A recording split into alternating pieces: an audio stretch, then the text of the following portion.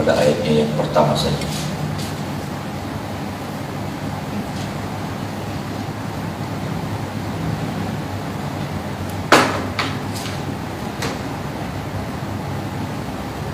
Ayatnya yang pertama, Bapak Ibu Saudara, sama-sama kita baca ayat yang pertama. 1, 2, 3. Tuhan berfirman kepada Harun, engkau ini dan anak-anakmu beserta seluruh sukumu haruslah menanggung akibat setiap kesalahan terhadap tempat kudus. Sedang hanya engkau beserta anak-anakmu lah yang harus menanggung akibat setiap kesalahan yang dilakukan dalam jabatanmu. Amin. Saudara, kita melihat bagaimana imam orang Lewi, saudaraku, ya, memang menjadi orang yang dipercaya sama Tuhan, ya, menjadi orang yang saudaraku, dikhususkan sama Tuhan, menjadi orang yang boleh dibilang dekat dengan Tuhan, ya saudara, orang yang dipercayakan sesuatu sama Tuhan, ya, sesuatu yang lebih sama Tuhan. Dan kita melihat kepada siapa? Kepada orang Lewi dan para imam. Tuhan berikan itu, saudaraku.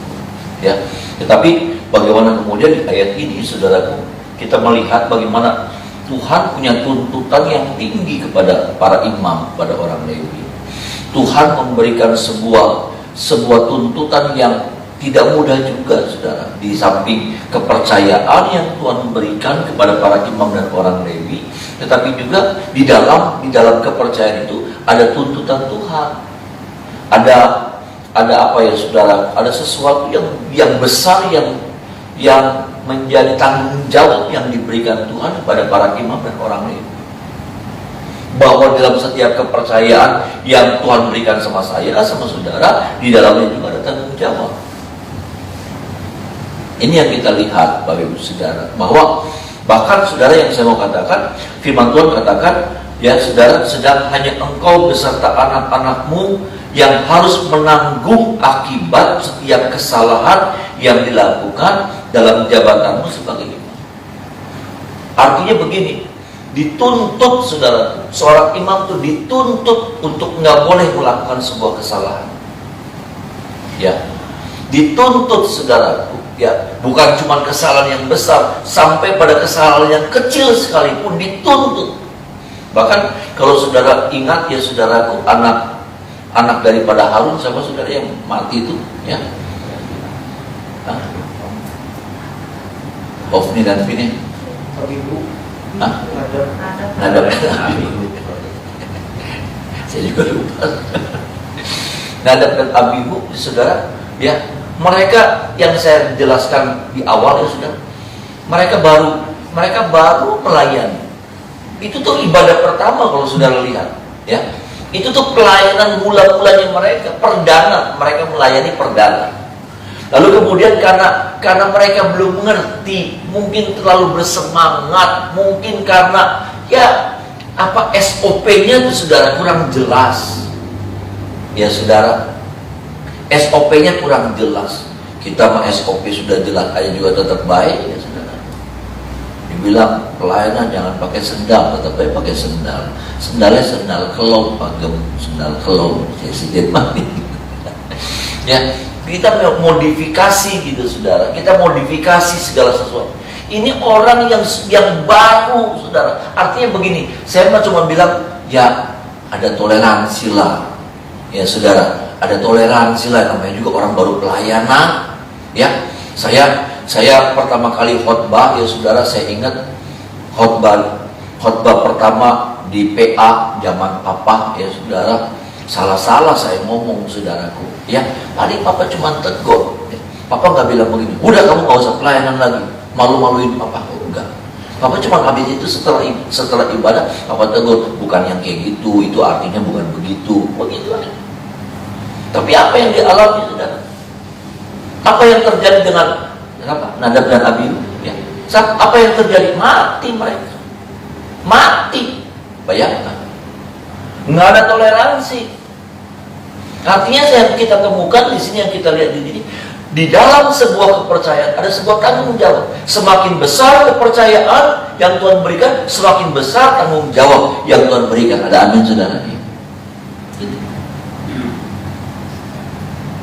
Bagaimana kemudian yang saya temukan, ini nggak boleh salah. Harus hati-hati, harus jaga benar-benar, harus mengerjakan dengan teliti, nggak bisa asal-asalan lewat. Ini saudara. Dan yang saya mau katakan juga sebetulnya hal yang seperti ini masih berlaku buat kita. Hukum yang seperti ini, saudara nggak bisa bilang begini, Pak Gem, ini hukum Taurat, Pak Gem. Enggak, saudara. Ini masih berlaku dalam hidup kita. Ini masih berlaku buat saya, ini berlaku buat saudara. Saya gembala, saya punya tuntut, Tuhan tuntut saya lebih tinggi daripada saudara. Saudara sebagai gembala komsel, Tuhan juga punya tuntutan yang lebih tinggi daripada jemaat komsel yang lainnya.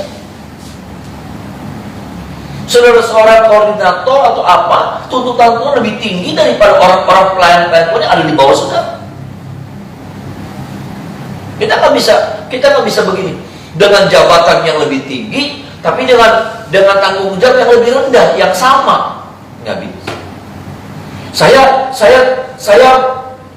Saya dipercayakan sama Tuhan jadi gembala, tapi tanggung jawab saya tanggung jawab yang biasa-biasa, tanggung jawab kolektan, tanggung jawab aser, nggak bisa.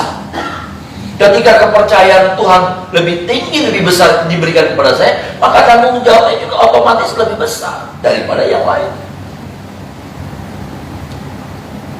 Tanggung jawab seorang WL lebih besar daripada seorang single.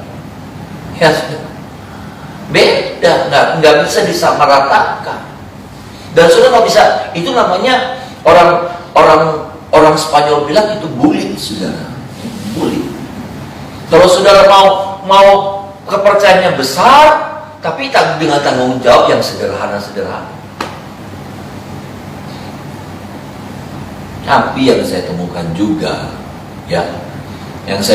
juga, saudaraku, untuk orang Lewi, untuk para imam, ada sesuatu yang khusus yang Tuhan sediakan. Amin. Ya. Kalau kita mau melayani Tuhan dengan sungguh-sungguh, kita mau belajar melayani sebagai imam dan orang Lewi ya, dalam pelayanan, kita tuh disebutkan seperti itu, saudara. Ya, kita disebut sebagai orang-orang Lewi, imamat-imamat yang rajani, kata firman Tuhan. Ada amin, saudara. Bangsa yang kudus, umat kepunyaan Allah. Apa yang Tuhan sesungguhnya sediakan? Ada resiko besar, ada tanggung jawab besar, ada hal yang nggak boleh main-main yang harus kita lakukan. Nggak boleh main-main, nggak boleh asal-asalan. Tuntutan Tuhan seperti itu untuk seorang pelayan. Hari-hari ini, maaf nih saudara, ya, saya sih melihatnya saudara belajar sungguh-sungguh. Ya, tapi hari-hari ini terlalu banyak orang pengen melayani, terlalu banyak orang pengen masuk dalam pelayanan. Yang sering kali bilang, dulu zaman saya waktu pelayanan, saudara, awal-awal tahun berapa? Ya 90, 80 akhir ya. Orang pelayanan tuh nggak minat. Ya tahun 80-an akhir itu saya baru sekolah Alkitab ya, saudara. Orang pelayanan tuh ngeliat pelayanan. Tapi sekarang pelayanan jadi apa ya? Jadi sebuah kebanggaan, jadi sebuah prestise. Bahkan pengusaha pengen jadi pelayan Tuhan, siapa pengen jadi pelayan, luar biasa, saudara. Satu sisi menjadi sesuatu yang luar biasa sekali, ya, panggilan Tuhan dan direspon dengan luar biasa oleh setiap orang-orang awam ini, saudara. Sehingga pada akhirnya orang-orang awam ini juga terlibat dalam pelayanan. Nggak masalah, nggak ada yang salah di situ. Tetapi, ya saudara, yang salah adalah kalau sampai kemudian pelayanan itu kita anggap enteng. Pelayanan itu kita nggak ngerti, kita cuma mau melayani, tapi kita nggak mau mematuhi aturan-aturan yang Tuhan sudah buat kita. Bahwa dalam pelayanan itu ada aturan-aturan. Orang berbondong-bondong pengen pelayan, tapi ketika ketemu sama aturan, orang mental. Ya, ketika ketemu sama aturan, orang marah. Ya.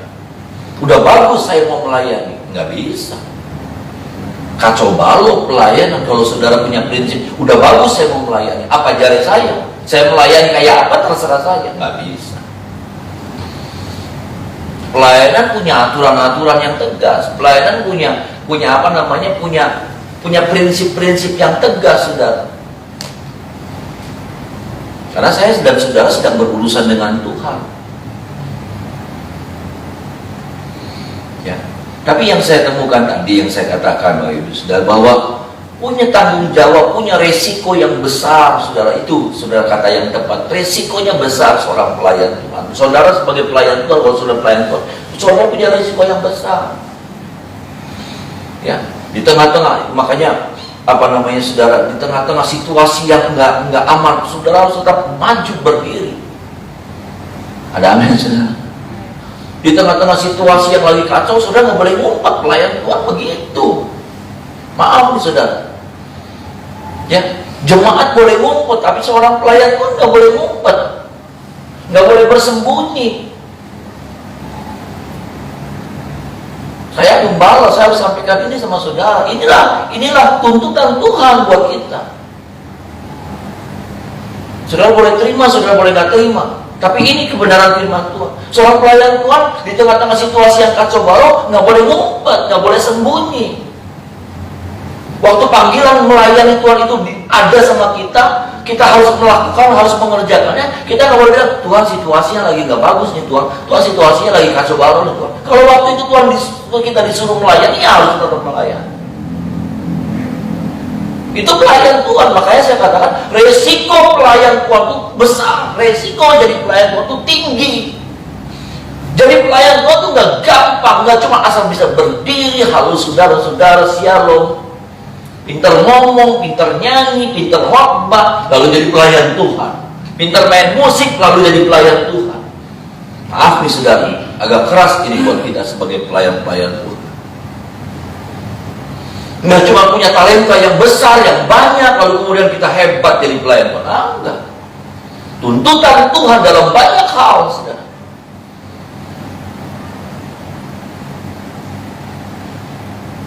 Makanya saya agak marah, saudara, kalau ada pelayan-pelayan Tuhan yang dalam situasi-situasi yang bersembunyi.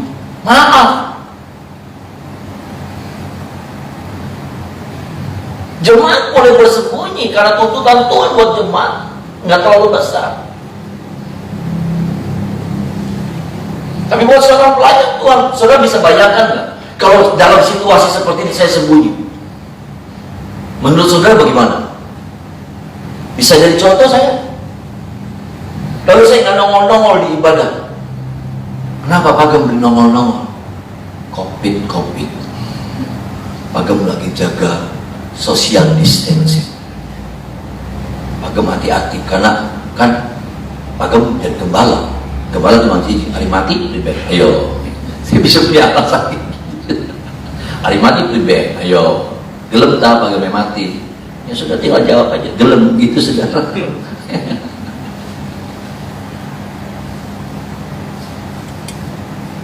Nggak bisa sudah.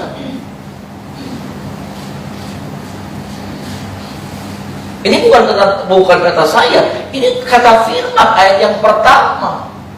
Firman Tuhan bilang begini sama kita ayat yang pertama. Sedang hanya engkau beserta anak-anak yang harus menanggung akibat setiap kesalahan dilakukan dalam jabatanmu sebagai ibu. Bahwa dalam jabatannya sebagai ibu ada resiko, ada tanggung jawab, ada tuntutan yang tinggi. Memang kita harus berhati-hati, saudara. Memang kita harus berjaga-jaga dalam situasi seperti ini. Saya tidak bilang udah maju tak gentar membela yang benar. Enggak juga. Kita juga berhati-hati. Saya juga ngukur-ngukur, saudara. Makanya saya katakan menara doa saya belum bisa adakan. Padahal saya buka di Facebook ya saudara. Biasa Facebook kan ada kenangan. 6 tahun yang lalu ternyata sudah 6 tahun loh saudara menara doa. Luar biasa.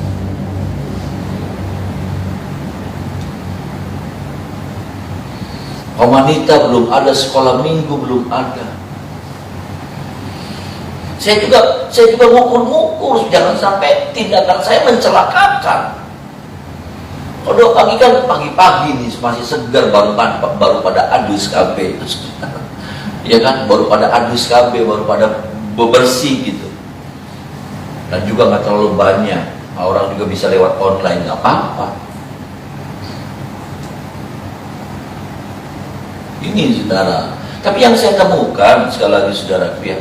Yang saya temukan, yuk kita baca ayat 11 dan 12. Ini nih saudara. Ini saudara. Ya, sesuatu yang kita juga harus tahu. Sesuatu yang pertama adalah tanggung jawab, tuntutan Tuhan, persyaratan Tuhan. Ya saudara, yang Tuhan berikan tinggi kepada seorang imam dan lewi. Ya saudara. Tapi ini juga yang kita juga harus baca. Ini juga yang harus yang harus kita renungkan, saudaraku. Ya, ayat 11 dan 12 yuk kita sama-sama baca ayat 11 dan 12. Sama-sama kita baca, saudara. 1, 2, 3. Dan ini pun adalah bagian persembahan khusus dari pemberian mereka yang lain, termasuk segala persembahan kunjungan orang Israel. Semuanya itu kuberikan kepadamu dan kepada anak-anakmu laki-laki dan perempuan bersama-sama dengan engkau. Itulah suatu ketetapan untuk selama-lamanya. Setiap orang yang tahir dari isi rumahmu boleh memakai 12 segala yang terbaik dari minyak dan segala yang terbaik dari anggur dan dari gandum, yakni yang sebagai hasil pertamanya dipersembahkan mereka kepada Tuhan. Ada amin, saudara. Imam Lewi itu nggak akan kehilangan pemeliharaan Tuhan dalam hidup mereka. Imam Lewi itu tidak pernah dibiarkan sama Tuhan.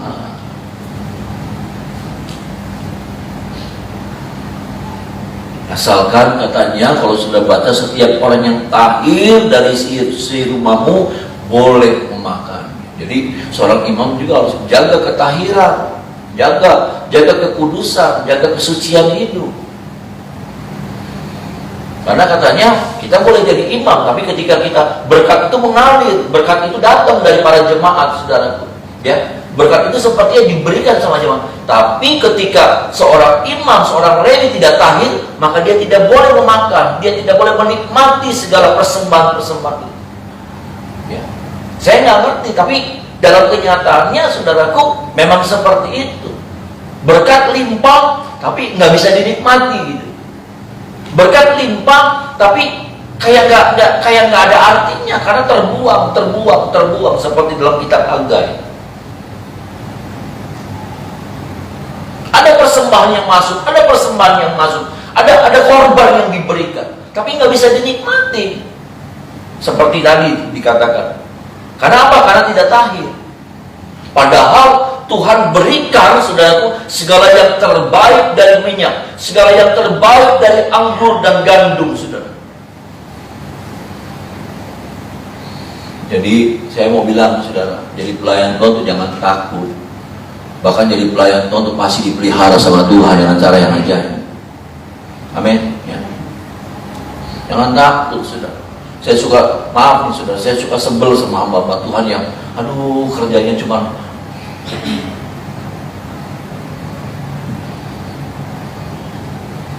sorry nih saudara, maaf sekali, kayak emak-emak di depan,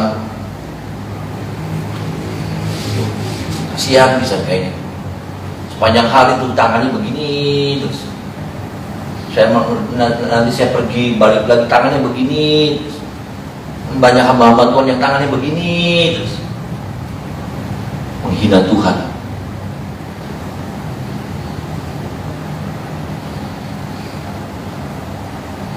Karena saya percaya, saya alami, hidup kita pasti dipelihara oleh Tuhan, saudara, dengan cara yang ajaib. Berkali-kali saya katakan, saudara nggak bisa lihat hidup saya sekarang. Saudara harus lihat hidup saya dulu-dulu, bagaimana Tuhan proses saya dalam hal keuangan. Nggak ada apa-apa. Ada uang 100.000, uang lecek, saudara. Uang yang ancur-ancuran. Uang yang ancur-ancuran. Di depan di Kementerian ada pom bensin. Saya coba pergi ke sana karena bensin udah mau habis. Mobil sih ada, duitnya langka. Saya pergi di depan tuh, sudah di depan Kementerian tuh ada pom bensin. Saya pergi ke sana, saya nanya dulu, Pak, uang ini laku nggak? Wah, kayak uang palsu mas. Uang itu hancur-hancuran. Ya, ternyata ditukar di BI waktu itu, ya, ditukar di BI, diterima uang benar. CPC. karena nggak ada duit lagi. Saya mikir waktu itu yang saya pernah cerita saudara, ya saya keluar begitu, saya pengen ke mama, pengen ke rumah mama di Kecapi, duduk baik sambil pura-pura puyeng gitu, ya mendramatisir, bersandiwara, puyeng. Pasti mama tanya, pasti pulang dapat duit gitu saudara. Tapi kayak Tuhan bilang begini, balik ke rumah, balik. Kita hamba-hamba Tuhan itu diajar untuk bergantung, berharapnya sama Tuhan, bukan sama manusia.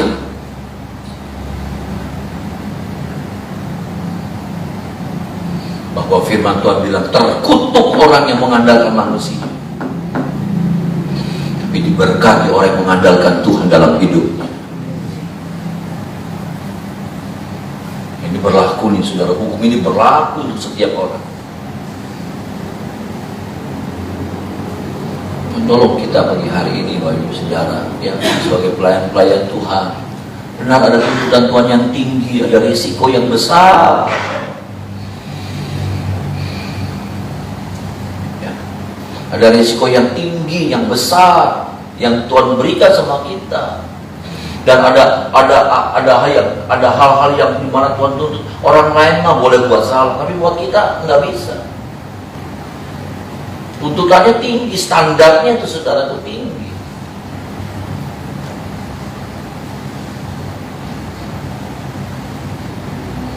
Makanya saudara ingat, HP Samsung kalau produk berkualitas itu saudara. Dulu HP Samsung yang S berapa tuh saudara, yang ditarik lagi tuh, ya sampai gagal produksi karena katanya meledak. Baterainya tuh saudara meledak. Saudara ingat nggak S berapa? Ya. Ada S berapa yang sampai ditarik di seluruh dunia, Samsung tarik produk itu, ya, ditarik saudara.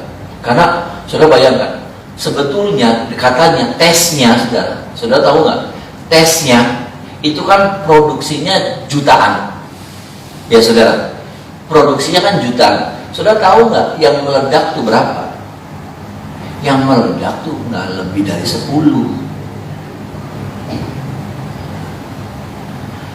Dites nih ratusan, ribuan, ya saudara, produk nih, karena ini mau diluncurkan, mau di launching, ya, dites, dicas, nggak tahu dari berapa ribu itu yang dites, nggak sampai 10 tuh meledak. Karena jumlah yang seperti itu, Samsung memberanikan diri memutuskan, ya saudara, semua produk yang sudah dikirim, ya saudara, yang sudah dikapalkan ditarik kembali. Tuntutannya tinggi untuk produk yang bagus tuh saudara. Dan kita adalah produk unggulan, ada amin saudara. Kita ini produk unggulan, makanya produk unggulan tuh nggak boleh punya kesalahan. Itu kalau mobil-mobil Honda, Toyota ada kesalahan sedikit langsung di-recall, ya. Remnya kurang pakem atau apa, itu langsung di-recall, langsung ditelepon orang pemiliknya, dibawa ke bengkel, tarik, nanti kita perbaiki. Nggak boleh, karena ini menyangkut nama, dan pelayan Tuhan itu menyangkut dengan nama siapa? Nama Tuhan. Nggak gampang, nggak gampang, ya. Saya juga masih belajar. Ya, biar firman Tuhan ini boleh memberkati setiap kita. Ada amin saudara. Firman ini boleh mengoreksi saya juga. Saya juga dikoreksi sama firman. Supaya saya jadi pelayan Tuhan, saya juga mesti ngerti bahwa tuntutan Tuhan tinggi dalam hidup saya. Tuntutan Tuhan ini nggak main-main sama saya. Di satu sisi yang lain, ayat yang ke-11 dan 12 juga itu yang Tuhan berikan buat saya dan juga kepada setiap kita sebagai pelayan-pelayan Tuhan. Bahwa yang terbaik dari anggur, yang terbaik dari minyak, yang terbaik dari gandum, itu Allah sediakan buat saya dan saudara. Kapan Allah berikan itu? Lewat pekerjaan Bapak Ibu Saudara. Ada amin saudara. Lewat bisnis, ya, lewat dagang, toko, warung, lewat apa? Lewat kelilingan kita, lewat macam-macam. Tuhan berikan itu gandum yang terbaik. Ada amin saudara. Anggur yang terbaik, minyak yang terbaik. Jadi kalau kita jadi pelayan Tuhan yang sungguh-sungguh sih saudara, menghadapi situasi yang seperti ini kita nggak perlu takut. Karena kita percaya ada Tuhan yang melihara hidup saya dan saudara. Dan pemeliharaan Tuhan tuh nggak kenal cuaca, ya. Pemeliharaan Tuhan tuh nggak kenal musim dunia, musim paceklik, musim resesi, musim krisis, musim COVID. Pemeliharaan Tuhan akan terus terjadi, saudaraku, dalam hidup saya dan saudara. Ya, Tuhan memberkati setiap kita, Tuhan menolong kita untuk setiap kita boleh menyadari, sehingga kita kalau kita jadi pelayan Tuhan, kalau saudara jadi pelayan Tuhan, walaupun di antara kita ada yang bukan pelayan Tuhan secara langsung, tapi kita adalah imamat-imamat yang rajani, saudara. Tapi apalagi kalau kita sebagai pelayan Tuhan, maka biarlah ini menjadi memotivasi kita supaya kita jadi pelayan Tuhan yang sungguh-sungguh di dalam Tuhan. Kita jadi pelayan Tuhan yang belajar memberi yang terbaik, pelayanan kita yang terbaik buat Tuhan. Dan kita tahu, saudara, di saat-saat Tuhan lagi panggil kita nggak boleh lari dari tugas-tugas ini. Ya, kita nggak boleh lari, ya, nggak boleh yang namanya gampang ninggalin pelayanan, itu nggak boleh. Ya, kita kerjakan itu dengan sungguh-sungguh, dengan hati yang tulus sama Tuhan. Nah, maka saya percaya Tuhan yang di satu sisi menuntut tinggi dalam hidup kita, tanggung jawab yang besar, tapi di sisi yang lain ada berkat Tuhan yang Tuhan sediakan buat saya dan saudara. Mari kita menyembah Tuhan.